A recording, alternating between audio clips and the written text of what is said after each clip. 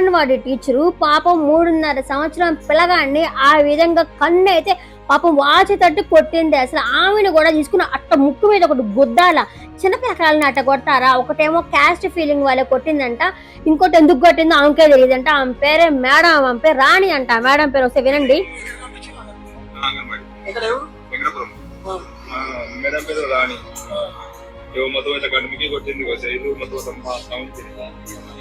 కారణం ఏం లేదు, మాకైతే వెళ్తారు వరకు చెప్తాం. నిన్న నిన్న మధ్యాహ్నం కొట్టింది లేను. నేనేమో ఆటో నడుపుతున్నా. మేము ఇంటికి వచ్చాక 8 అయింది. నా పేరు కొంపెల్లి విజయ్ కుమార్. మా పేరు 3.5 సంవత్సరం.